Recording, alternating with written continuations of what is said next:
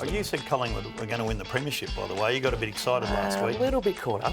What about Nick Silver-Lucky? He was fantastic, although he was the only reason they won that game. Yeah, well, it's a slowdown at the minute because both sides are just going. So Brisbane win by 20? Probably more. 30. 40, 50. I think 50? I think I'll be looking at that line of around 50 points there at PointsBet. G'day, punters. Welcome to Chewing the Fat. Billy Brownless and Daisy Thomas. Thursday night footy days. How good, Bill. What an absolute cracker this will be. Another one. Last Thursday night game was unbelievable. Yep. And we see the doggies on Thursday night footy again. And Sydney, who are going beautifully and they've got the buddy hype all out of the road, they are $2. That's lovely odds there at PointsBet. Yeah, it certainly is. And the doggies, well, they were okay against the Blues. They got it going late, didn't make the most of their chances. Did like the game of young Jamara. I think that's the best game he's played. Showed a bit, flew at a couple of marks, didn't quite clunk them. Could have got a few free kicks that maybe a more experienced and established player would have got. So he had a crack. But as you said, the Swans, they're on fire at the minute. They're being super efficient going inside forward 50. I think they've figured out now they don't just have to kick it straight to Buddy every time, and that's causing some real headaches for opposition. Different options, always good. I tell you what, Norton's a bit sore, isn't he? So, and also is the Bont. He's sore also. So I'm just a bit worried about the doggies here. Hence, I think we'll be having a nice little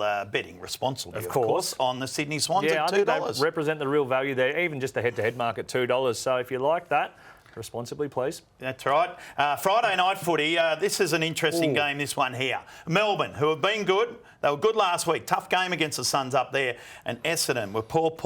They were a little better last week, but they lose Zach Merritt. Yeah, which is unfortunate. We find out a lot more about where the Bombers are at. They had to respond last week after their first week absolute capitulation against the Cats. They were no good. So the response came. This is where we find out the second week when all the hype's out of it. And I think Melbourne will just be able to flex in this one, get back to the MCG night game Friday night. Should be a cracker. I expect them to go berserk and give the Dons a touch-up. 2 games we've got this week on Friday night, which is interesting, isn't it? Yeah, showdown as well. Yeah, well, it's a slowdown at the minute because both sides are just going. Adelaide, of course, zipping 2, and Port Adelaide.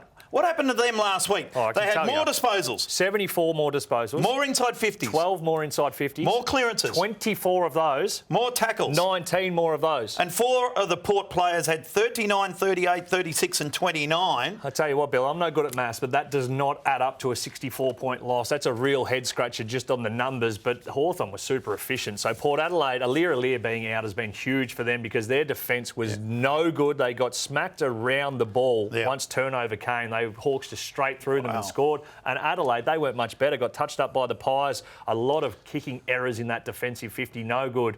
I think this, for Adelaide, unfortunately, a bad time to get Port. I think they just go whackety-whack.